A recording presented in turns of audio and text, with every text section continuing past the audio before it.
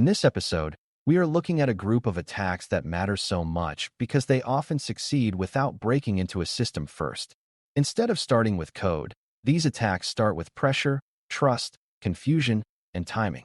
A user gets an email, a text, a phone call, or a message that seems normal enough for a few seconds, and that short moment is often where the real danger lives. For beginners, this topic is important because phishing, vishing, smishing, spoofing, and impersonation are not rare edge cases. They are common attack methods that show up in everyday work, and technicians need to understand both what they look like and why people still fall for them even when security tools are in place. Before we continue, a quick note. This audio course is part of our companion study series. The first book is a detailed study guide that explains the exam and helps you prepare for it with confidence. The second is a Kindle-only ebook with 1,000 flashcards you can use on your mobile device or Kindle for quick review. You can find both at CyberAuthor.me in the Bare Metal Study Guide series. The big idea behind all of these attacks is social engineering, which means the attacker is trying to manipulate a person instead of only attacking the computer directly. That matters because people are busy, distracted, helpful, tired, or under pressure, and attackers know that. A message does not need to be perfect to work. It only needs to feel believable long enough for the target to click, reply, pay, approve, or reveal something they should not reveal. This is why social engineering is so dangerous for beginners to understand. The computer may be working fine, the network may be secure, and the software may be updated, but a person can still be tricked into opening the door by mistake if the message looks urgent, familiar, or important enough. Phishing is the best-known example, and it usually starts with an email that tries to get the user to do something unsafe. The attacker may want the user to click a link, open an attachment, enter a password, send money, or hand over some other piece of useful information. At first glance, the email may look routine. It may seem to come from a bank, a delivery company, a coworker, a manager, or a support team. For a beginner, the most important thing to remember is that phishing works by creating a believable story. The attacker is not hoping the user carefully studies every detail. The attacker is hoping the user reacts quickly, trusts the surface appearance, and makes a fast decision before stopping to check whether the message makes sense. A phishing email often gives off small warning signs before it gives off obvious ones. The sender name may look familiar, but the actual email address may be wrong. The message may create urgency by saying an account will be locked, a payment failed, a package is delayed, or a password must be reset right away. The writing may feel slightly strange, but not strange enough to look fake at first. Sometimes the message includes a link that seems safe until you look closely and notice that the destination is not what the text claims it is. Other times the attacker uses an attachment instead, because many users have learned to fear links but still trust invoices, forms, resumes, and shared files. A technician needs to learn to hear the tone of phishing as much as the content. It often pushes for speed, secrecy, fear, or curiosity because those emotions make people less careful.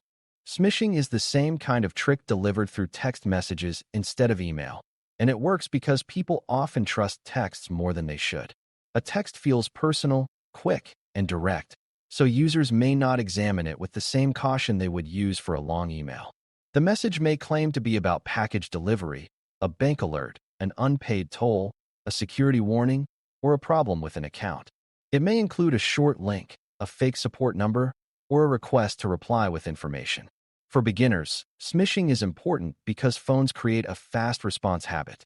People read texts while walking, driving, waiting in line, or doing other things, which means the attacker is reaching them when their attention is already divided. That makes it easier to slip past judgment because the message feels like one more routine notification instead of a deliberate attack.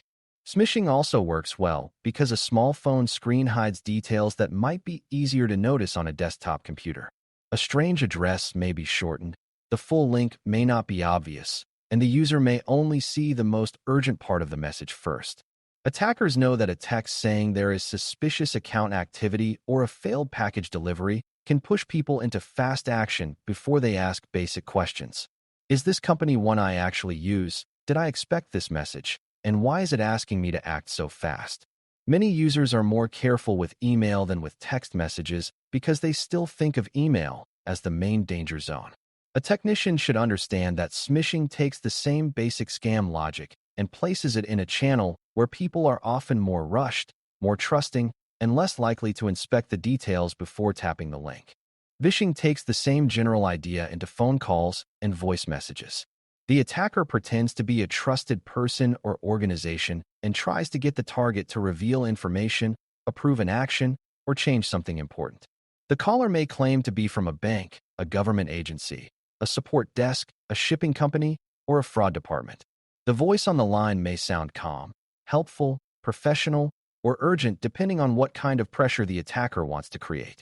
For beginners, Vishing is important because many people are still trained to trust a human voice more than a message on a screen. A real person speaking confidently can make a bad story sound more believable, especially when the target is caught off guard and feels they are dealing with a problem that needs to be handled immediately.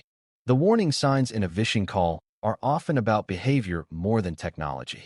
The caller may push the target not to hang up, not to speak to anyone else, or not to verify the request through normal channels. They may ask for passwords, one-time codes, account numbers, payment card details, or remote access to the device. They may create fear by claiming there is fraud, legal trouble, account suspension, or a security emergency already in progress. They may also flatter the user by acting helpful and saying they are there to fix the problem quickly. A beginner should learn that real organizations may call people, but trustworthy calls do not depend on panic, secrecy, or pressure to break normal rules. If the caller wants immediate compliance more than careful verification, that is a strong sign something is wrong even if the voice sounds polished and confident. Spoofing is a little different because it is the act of faking part of the identity or source behind the message or call. An attacker may spoof an email address, a website, a caller ID number, a display name, or another detail that makes the contact look legitimate. This matters because many users make trust decisions based on a quick glance.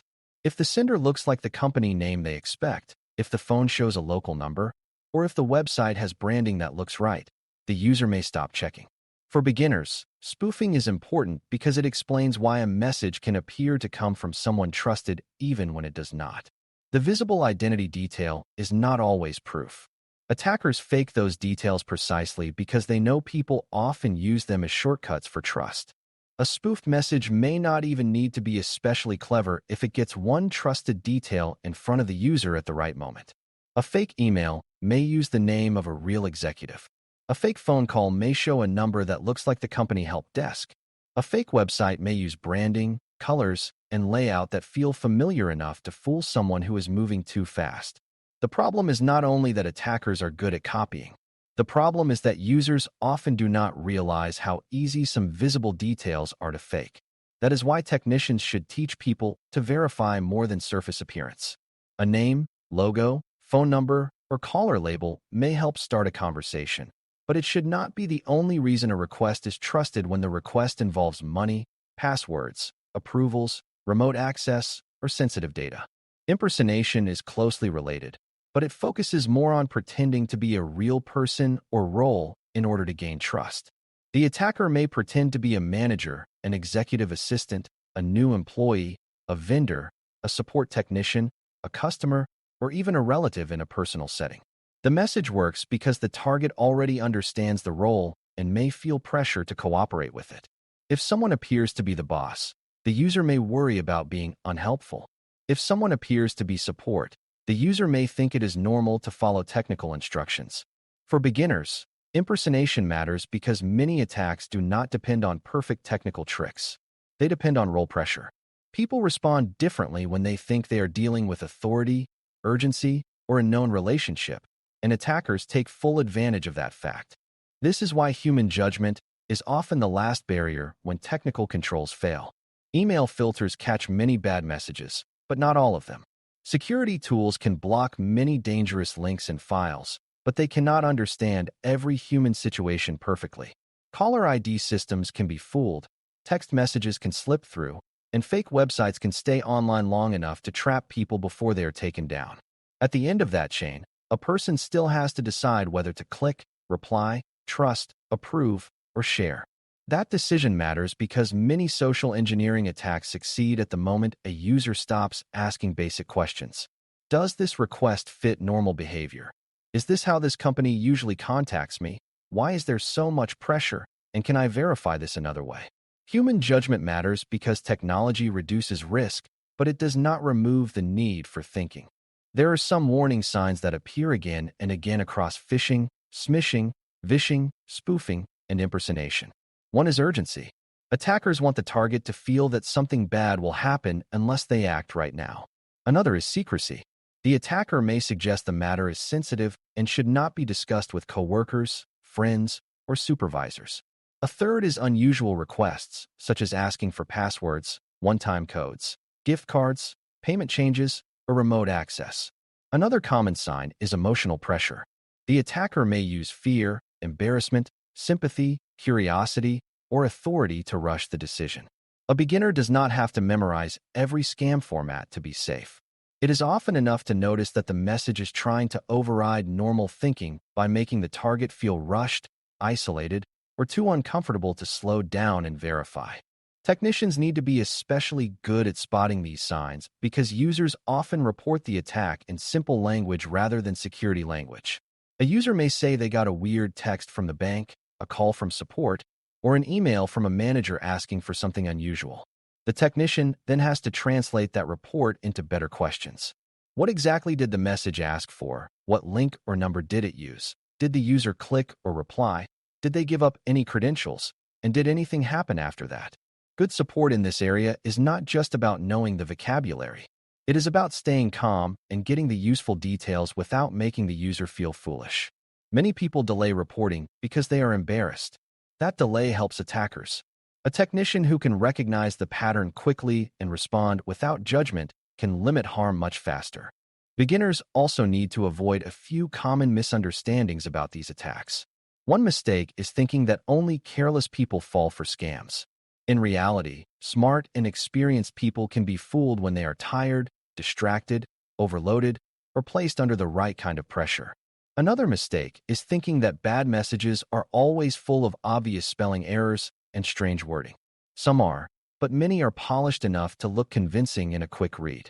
A third mistake is assuming that if a message gets past spam filters or comes through a known channel, it must be safe. That is not how real life works. Attackers keep adjusting, and some messages look normal enough to reach the user before anyone realizes what they are. The lesson for beginners is not to feel afraid of every message. The lesson is to avoid giving automatic trust just because something arrived through a familiar tool. The best defense in day-to-day work is a simple habit of slowing down and verifying before acting on sensitive requests. If the message asks for credentials, payment, account changes, private data, remote access, or immediate approval, that is a reason to pause. Verification does not have to be complicated.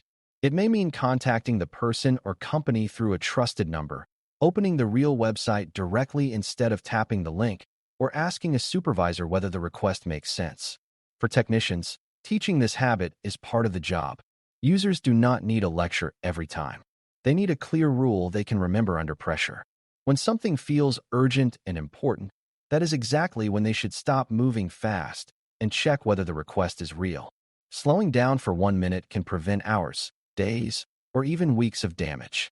As we close, the main thing to remember is that these attacks work because they target people first and systems second. Phishing uses email, smishing uses text messages, vishing uses voice calls, spoofing fakes trusted identity details, and impersonation uses a false role or relationship to pressure the target. The methods look different, but the goal is usually the same. The attacker wants the user to trust the message long enough to click, reply, pay, reveal something, or approve something they should not approve. That is why warning signs matter so much and why human judgment is often the last barrier when the tools do not catch everything. A beginner technician does not need to become suspicious of every message in the world.